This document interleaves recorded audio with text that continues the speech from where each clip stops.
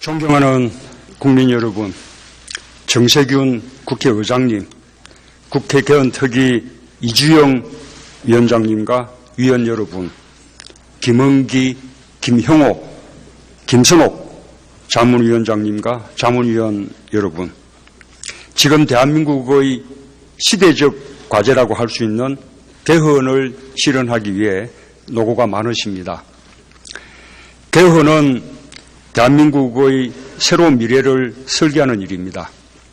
국민들이 20대 국회에 부여한 시대적 과제입니다. 국회 개헌특위가 역사에 대한 엄중한 책임감으로 무거운 소임을 다해 주시기를 부탁드립니다. 저는 개헌에 관해 여러 차례 의견을 밝힌 바 있습니다. 지난 18대 대선에 이어 최근에도 개헌의 주요 내용과 추진 방향에 대해 국민들께 소상하게 제 의견을 밝혀왔습니다. 그러나 안타깝게도 정치권 일각에서는 개헌 논의를 정략적 수단으로 이용했습니다. 개헌을 매개로 한 제3지대를 이야기하고 대선 전 개헌을 주장하면서 충실한 개헌을 염원하던 국민들의 뜻과 다른 모습을 보였습니다. 저는 이러한 모습들이 개헌에 도움이 되기는커녕 오히려 개헌의 순수성에 대한 국민들의 신뢰를 훼손했다고 생각합니다. 헌법은 대한민국의 존립 근거입니다. 국가와 국민이 또 국민과 국민이 맺은 최고 수준의 약속입니다. 따라서 개헌 논의는 처음부터 끝까지 철저하게 국민의 뜻을 존중해야 한다는 것이 저의 생각입니다. 제가 생각하는 새로운 대한민국을 향한 개헌의 3대 원칙을 말씀드리겠습니다. 첫째, 국민 중심 개헌이어야 합니다. 국민이 대한민국 헌법의 주인이며 국민이 개헌의 최종 결정권자입니다. 그러나 불행하게도 우리 국민은 헌법의 제정과 개정에 단 한 번도 제대로 참여한 경험이 없습니다. 이번 개헌은 국민 주권의 확고한 원칙 속에서 철저히 국민의 참여와 토론 속에 이루어져야 합니다. 둘째, 분권과 협치의 개헌을 해야 합니다. 1987년 개헌은 삼권 분립의 헌정체제를 정립했습니다. 그러나 대통령과 국회의 권한, 중앙과 지방의 권한은 균형을 이루지 못했습니다. 더 이상 방치할 수 없는 심각한 상황이 되었습니다. 이제 분권을 통해 대통령과 국회, 중앙과 지방의 균형을 맞추어야 합니다. 나아가 안정과 통합을 위한 소통과 협치도 보완되어야 합니다. 셋째, 정치를 혁신하는 개헌이 되어야 합니다. 개헌은 절대 정치인과 각 정당의 이해 타산으로 이루어지면 안 됩니다. 국가 대개조의 관점에서 선거제도와 정부 형태를 개선해야 합니다. 1987년 국민들이 직선제 개헌을 쟁취한 역사를 존중하되 보다 항구적인 정치체제를 마련해야 합니다. 제가 공약하는 국민 주권시대를 향한 개헌의 5대 주요 내용을 말씀드리겠습니다. 첫째, 새 헌법 전문에 부마항쟁과 5.18 광주민주화운동, 6월 민주항쟁, 촛불항쟁의 정신을 새겨야 합니다. 3.1운동으로 건립된 대한민국 임시정부의 법통과 불이항거한 4.19 민주이념을 개성한다는 현행 헌법에 더해져야 합니다. 마침 내일은 임시정부가 수립된 지 98주년을 맞는 날입니다. 우리 국민의 자랑스러운 역사를 추가하고 이를 후손들에게 전하는 것은 지극히 당연한 것입니다. 헌법 전문에 자랑스러운 민주화운동의 역사를 추가함으로써 민주공화국이 추구하는 가치와 지향을 분명히 할 수 있습니다. 둘째, 사회의 변화를 반영해 국민 기본권을 강화해야 합니다. 1987년 헌법 개정은 민주화의 성과였습니다. 그러나 독재 군의주의 시절의 유산을 완전히 청산하지 못했습니다. 권력기관의 과도한 권한은 국민의 기본권을 침해할 수 있습니다. 과감히 개폐해야 합니다. 지난 30년간 국민의 삶은 천지개벽의 수준으로 바뀌었습니다. 이러한 시대의 변화를 반영해야 합니다. 정부 인권적 성격의 권리는 국민의 권리가 아니라 모든 사람의 권리로 그 표현을 바꾸어 외국인도 그 권리를 보장받아야 합니다. 호칭의 편견부터 걷어내야 합니다. 신체 장애자는 마땅히 장애인이 되어야 합니다. 여자는 여성이어야 하며 근로자도 노동자가 되어야 합니다. 이렇게 해야 인권과 기본권의 대전환이 시작됩니다. 생명권, 안전권, 성평등권을 제대로 보장하고 어린이, 청소년, 노인, 장애인, 다문화 가정의 권리와 정보 기본권을 신설해야 합니다. 차별금지의 사유를 확대해야 합니다. 군의주의 시대의 유산으로 남아있는 기본권 규정들도 개폐되어야 합니다. 국가인권위원회를 헌법기관으로 만들어 인권국가로 나아가야 합니다. 국민 참여의 문을 활짝 열어 국민 발언권, 국민 투표권, 국민 소환권을 강화해야 합니다. 언론의 자유는 최대한 인정하되 언론사의 공공성과 사회적 책임도 강화해야 합니다. 정경유착과 재벌 비리의 단절을 위해 기업 활동의 자유는 충분히 보장하되 기업의 사회적 책무를 제고해야 합니다. 셋째, 4년 중임 대통령제로의 개헌은 5년 단임제의 폐해를 극복하는 길입니다. 긴 호흡의 국정운영과 장기적 비전의 실행이 가능해집니다. 국정운영의 책임성과 안정성을 높이자는 것이 국민과 정치권의 일치된 요구입니다. 대통령 선거에서는 결선 투표제를 시행하고 국회의원 선거에서는 비례성이 제대로 반영되도록 선거제도를 개편해야 합니다. 선거제도의 개혁이 지역구도를 타파하는 길입니다. 독점적 정당 구조의 개혁과 함께 국민 통합을 이루는 지름길입니다. 넷째, 지방분권, 균형발전 개헌을 해야 합니다. 중앙정부로 초집중된 권한을 지방정부로 담대하게 이양하기 위한 헌법적 조치들이 취해져야 합니다.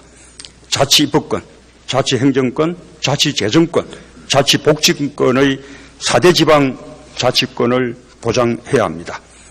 민생 치안 역시 지방정부의 역할을 주어야 합니다.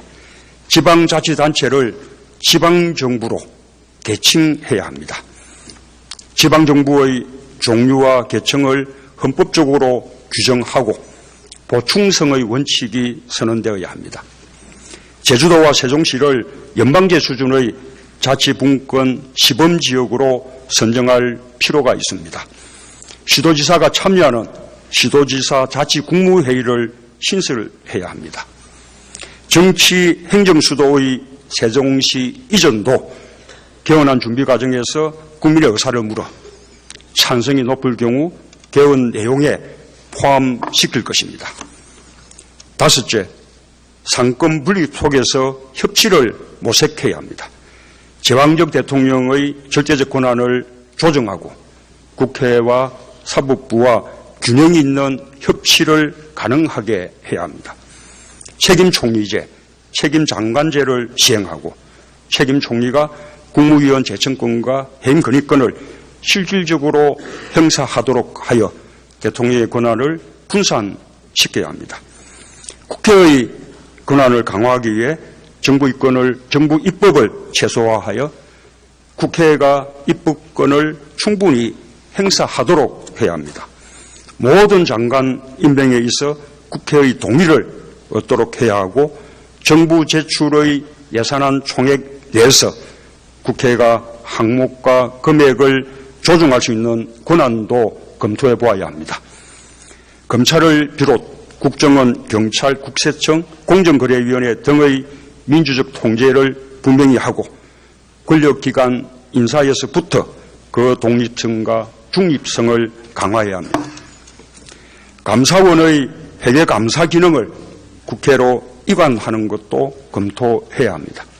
사법부의 독립성과 민주성을 높이기 위해 헌법기관 인사에 대한 대법원장의 권한을 조정하고 대법원장에게 집중되어 있는 법관 인사권을 개혁함으로써 법관의 독립성을 강화해야 합니다. 대법관과 헌법재판관의 선발에 민주적 절차를 강화하는 방안도 검토할 필요가 있습니다.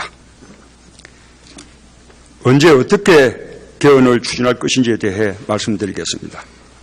1987년 헌법을 개정한 지 30년. 이제 국민들께서는 민주공화국의 새로운 헌법을 원하고 계십니다. 개헌은 다음 정부와 대통령의 가장 큰 과제 중에 하나입니다. 저는 일관되게 합리적인 개헌 일정을 말씀드려 왔습니다. 우선 이번 대통령 선거에서 모든 후보들이 개헌의 주요 내용과 일정을 공약하고 국민들께 평가받아야 합니다. 저는 대선 후 정부에도 개헌특별위원회를 구성하고 산하에 국민들의 의견을 대대적으로 수렴하기 위한 국민 참여 개헌 논의기구를 설치할 것입니다. 국민의 의견이 충분히 수렴된 국회의 논의도 존중하고 국회와 긴밀히 협력해서 반드시 개헌을 성공시키겠습니다. 국민의 공론이 모아지면 제가 공약한 개헌 내용을 고집하지 않고 국민의 의견에 따를 것입니다. 국회가 2018년 내년 초까지 개헌안을 통과시키고 6월 지방선거에서 국민투표에 붙이면 개헌이 완성됩니다. 헌정체제의 안정성을 위해 새 헌법에 의한 4년 중임의 대통령제 시행은 차기 대통령 선거를 2022년 전국 동시 지방선거와 동시에 치르게 하여 이때부터 적용하는 것이 타당하다고 생각합니다. 국회의원과 대통령 선거 주기에 관해서는 두 선거를 분리시켜 총선이 대선에 종속되지 않도록 하는 것이 보다 합리적입니다. 총선이 정부와 대통령에 대한 중간평가 성격의 선거가 되는 것이 더 합리적이라고 생각합니다. 존경하는 국민 여러분, 저는 오늘 국민 여러분께 개헌에 관한 저의 견해를 소상하게 설명드렸습니다. 저는 누구보다 일찍 개헌의 필요성을 말씀드린 만큼 이번 대선에서 대통령으로 당선되면 곧바로 개헌 작업에 착수할 것을 약속드립니다. 헌법 개정부터 국민 주권의 헌법 원리가 실현되어야 합니다. 국민의 뜻과 법 절차에 따르는 것이 한치도 양보할 수 없는 개헌 추진의 원칙이라는 점을 분명히 말씀드립니다. 국민을 위한 개헌, 새로운 대한민국을 향한 개헌, 저 문재인이 앞장서고 책임지겠습니다. 다시 한번 오늘 자리를 마련해 주신 국회 개헌특위에 감사드립니다. 경청해 주셔서 감사합니다.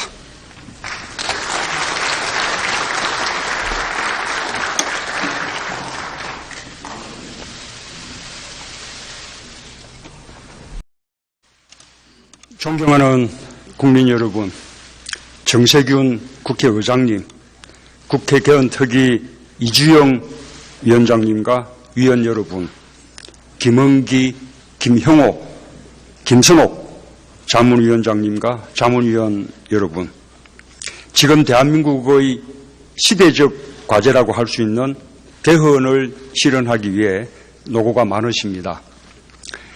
개헌은 대한민국의 새로운 미래를 설계하는 일입니다. 국민들이 20대 국회에 부여한 시대적 과제입니다. 국회 개헌특위가 역사에 대한 엄중한 책임감으로 무거운 소임을 다해 주시기를 부탁드립니다. 저는 개헌에 관해 여러 차례 의견을 밝힌 바 있습니다. 지난 18대 대선에 이어 최근에도 개헌의 주요 내용과 추진 방향에 대해 국민들께 소상하게 제 의견을 밝혀왔습니다. 그러나 안타깝게도 정치권 일각에서는 개헌 논의를 정략적 수단으로 이용했습니다. 개헌을 매개로 한 제3지대를 이야기하고 대선 전 개헌을 주장하면서 충실한 개헌을 염원하던 국민들의 뜻과 다른 모습을 보였습니다. 저는 이러한 모습들이 개헌에 도움이 되기는커녕 오히려 개헌의 순수성에 대한 국민들의 신뢰를 훼손했다고 생각합니다. 헌법은 대한민국의 존립 근거입니다. 국가와 국민이 또 국민과 국민이 맺은 최고 수준의 약속입니다. 따라서 개헌 논의는 처음부터 끝까지 철저하게 국민의 뜻을 존중해야 한다는 것이 저의 생각입니다. 제가 생각하는 새로운 대한민국을 향한 개헌의 3대 원칙을 말씀드리겠습니다. 첫째, 국민 중심 개헌이어야 합니다. 국민이 대한민국 헌법의 주인이며 국민이 개헌의 최종 결정권자입니다. 그러나 불행하게도 우리 국민은 헌법의 제정과 개정에 단 한 번도 제대로 참여한 경험이 없습니다. 이번 개헌은 국민 주권의 확고한 원칙 속에서 철저히 국민의 참여와 토론 속에 이루어져야 합니다. 둘째, 분권과 협치의 개헌을 해야 합니다. 1987년 개헌은 삼권 분립의 헌정체제를 정립했습니다. 그러나 대통령과 국회의 권한, 중앙과 지방의 권한은 균형을 이루지 못했습니다. 더 이상 방치할 수 없는 심각한 상황이 되었습니다. 이제 분권을 통해 대통령과 국회, 중앙과 지방의 균형을 맞추어야 합니다. 나아가 안정과 통합을 위한 소통과 협치도 보완되어야 합니다. 셋째, 정치를 혁신하는 개헌이 되어야 합니다. 개헌은 절대 정치인과 각 정당의 이해타산으로 이루어지면 안 됩니다. 국가 대개조의 관점에서 선거제도와 정부 형태를 개선해야 합니다. 1987년 국민들이 직선제 개헌을 쟁취한 역사를 존중하되 보다 항구적인 정치체제를 마련해야 합니다. 제가 공약하는 국민 주권시대를 향한 개헌의 5대 주요 내용을 말씀드리겠습니다. 첫째, 새 헌법 전문에 부모항쟁과 5.18 광주민주화운동, 6월 민주항쟁, 촛불항쟁의 정신을 새겨야 합니다. 3.1 운동으로 건립된 대한민국 임시정부의 법통과 불의에 한거한 4.19 민주 이념을 개성한다는 현행 헌법에 더해져야 합니다. 마침 내일은 임시정부가 수립된 지 98주년을 맞는 날입니다. 우리 국민의 자랑스러운 역사를 추가하고 이를 후손들에게 전하는 것은 지극히 당연한 것입니다. 헌법 전문에 자랑스러운 민주화운동의 역사를 추가함으로써 민주공화국이 추구하는 가치와 지향을 분명히 할 수 있습니다. 둘째, 사회의 변화를 반영해 국민 기본권을 강화해야 합니다. 1987년 헌법 개정은 민주화의 성과였습니다. 그러나 독재 군의주의 시절의 유산을 완전히 청산하지 못했습니다. 권력기관의 과도한 권한은 국민의 기본권을 침해할 수 있습니다. 과감히 개폐해야 합니다. 지난 30년간 국민의 삶은 천지개벽의 수준으로 바뀌었습니다. 이러한 시대의 변화를 반영해야 합니다. 천부인권적 성격의 권리는 국민의 권리가 아니라 모든 사람의 권리로 그 표현을 바꾸어 외국인도 그 권리를 보장받아야 합니다. 호칭의 편견부터 걷어내야 합니다. 신체 장애자는 마땅히 장애인이 되어야 합니다. 여자는 여성이어야 하며 근로자도 노동자가 되어야 합니다. 이렇게 해야 인권과 기본권의 대전환이 시작됩니다. 생명권, 안정권, 성평등권을 제대로 보장하고 어린이, 청소년, 노인, 장애인, 다문화 가정의 권리와 정보 기본권을 신설해야 합니다. 차별금지의 사유를 확대해야 합니다. 권위주의 시대의 유산으로 남아있는 기본권 규정들